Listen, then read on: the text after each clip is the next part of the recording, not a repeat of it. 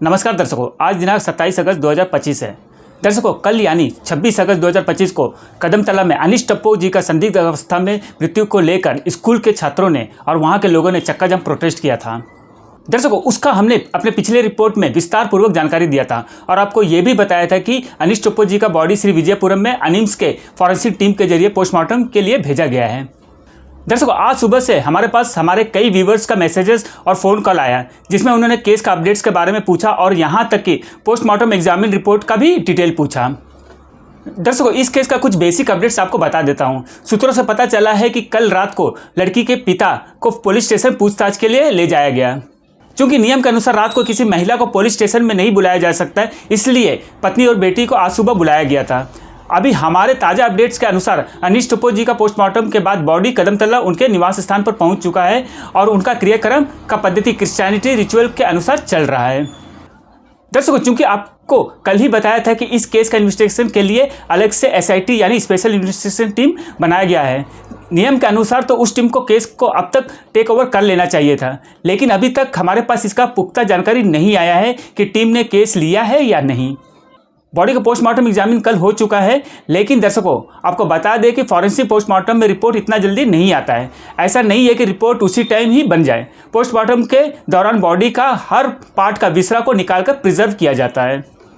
जहाँ तक मुझे जानकारी है, रिपोर्ट केस के सेंसिटिवनेस के अनुसार कई चरणों में बनता है। पहला प्रिलिमिनरी रिपोर्ट शायद 2-4 दिनों के अंदर तैयार हो जाता है, लेकिन उसके बाद का रिपोर्ट के लिए विसरा के बेस पर पूरी डिटेल से एग्जामिन किया जाता है। उसके बाद का रिपोर्ट आने में कई दिन या फिर हफ्ते भी लग सकते हैं। और आपको बता दें कि जहां तक मुझे जानकारी है, फॉरेंसिक पोस्टमार्टम रिपोर्ट को पब्लिकली नहीं कर सकते हैं। उस रिपोर्ट को ऑनरेबल जज के सामने पेश किया जाता है या फिर उस रिपोर्ट के इन्वेस्टिगेशन डिपार्टमेंट यानी पुलिस के सुपीरियर ऑफिसर देख सकते हैं। उसका कारण ये है कि अगर इन्वेस्टिगेशन और पीएमई रिपोर्ट पब्लिकली होगा तो शायद आरोपी पक्ष केस को टेम्पर कर सकता है। बाकी फॉरेंसिक एग्जामिन जैसे डिजिटल एविडेंस, जिन चीज़ों को सीज किया था उस एविडेंस को, इमेजेस, वीडियोस एक्सेट्रा का फॉरेंसिक रिपोर्ट आने में भी समय लगता है।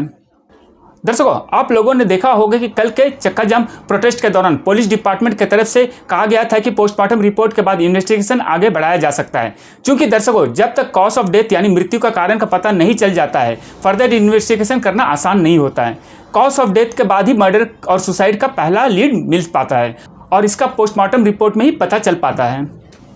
लेकिन दर्शकों, पोस्टमार्टम का पहला रिपोर्ट आने तक केस का पुलिस अपना बेसिक इन्वेस्टिगेशन करती रहती है, जैसे स्टेटमेंट रिकॉर्ड करना, पूछताछ, स्पॉट एविडेंस का सीज करना इत्यादि। लेकिन अरेस्ट कॉज ऑफ डेथ के बाद ही मुमकिन है। सो मेरे ख्याल से पहला इनिशियल पोस्टमार्टम रिपोर्ट कुछ दिनों के अंदर आ जाएगा, लेकिन चूंकि वो फॉरेंसिक पीएम है तो पब्लिकली नहीं हो पाएगा। दूसरा जानकारी ये देना चाहते हैं कि बॉडी जितना पुराना हो जाता है उसका पोस्टमार्टम एग्जामिन करना मुश्किल होता जाता है, क्योंकि बॉडी डीकम्पोज होना शुरू हो जाता है। इसलिए कल प्रोटेस्ट में बॉडी को जल्द से जल्द पोस्टमार्टम के लिए भेजने का बात हो रहा था। दर्शकों, अनिश टप्पू केस से रिलेटेड हमने यही जानकारी प्राप्त हुआ है। आगे कुछ भी जानकारी प्राप्त होता है तो हम आपके साथ साझा करेंगे। धन्यवाद दर्शकों। Pankaj Singh, AV land media से।